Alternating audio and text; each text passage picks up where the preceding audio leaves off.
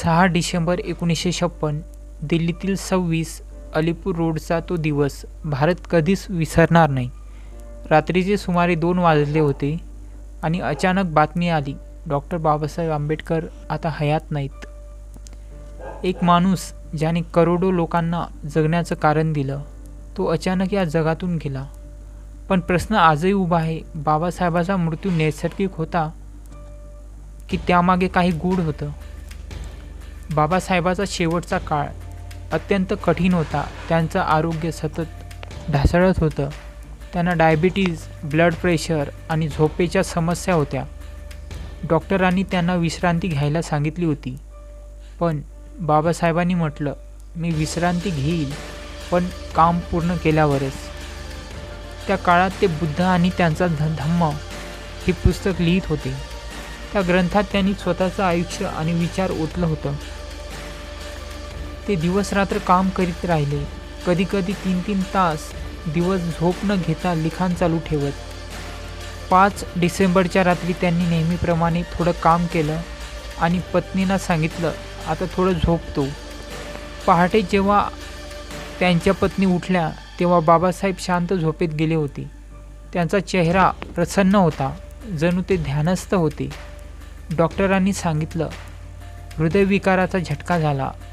पण अनेक अनुयायी आजही मानतात तेवढं सोपं नव्हतं हे सर्व. त्या काळात काही लोकांनी प्रश्न उपस्थित केले.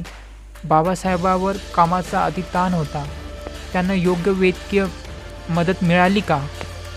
काही जण म्हणाले, त्यांच्या काही राजकीय विरोधकांना त्यांच्या प्रभावाची भीती होती, त्यामुळे त्यांचा मृत्यू गूढ अजूनही कायम आहे. पण सत्य काय आहे? इतिहास सांगतो, त्यांनी शेवटच्या दिवसापर्यंत काम थांबवलं नाही.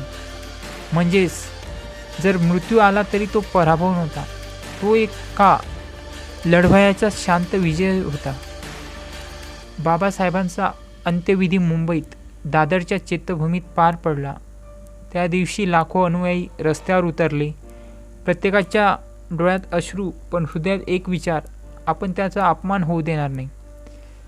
6 डिसेंबर हा दिवस महापरिनिर्वाण दिन म्हणून साजरा केला जातो. कारण बाबासाहेबाचा मृत्यू हा शेवट नव्हता, तो एक नव्या युगाची सुरुवात होती. त्यांच्या मृत्यूने एका शरीराचा अंत झाला, पण त्यांच्या विचाराचा जन्म लाखो मनात झाला. आज 21व्या शतकातही बाबासाहेब जिवंत आहेत. प्रत्येक न्यायाच्या मागणीत, प्रत्येक विद्यार्थ्याच्या पुस्तकात आणि प्रत्येक भारतीयाच्या मनात. त्यांनी सांगितलं होतं, मी मरेन पण माझे विचार मरू देणार नाही. आणि खरंच त्यांचं जीवन असंख्य अन्यायाशी लढण्यात गेलं. त्याचा मृत्यू गूढ नव्हता, तो इतिहास होता. तो गेला नाही, तो अजूनही आहे. प्रत्येक हातात जो पेन धरतो, प्रत्येक मनात जो प्रश्न विचारतो आणि प्रत्येक ओठावर जे म्हणतात जय भीम. डॉक्टर बाबासाहेब आंबेडकर मृत्यू नाही, तो विचारांचा अमर प्रवास आहे. जय भीम, जय संविधान.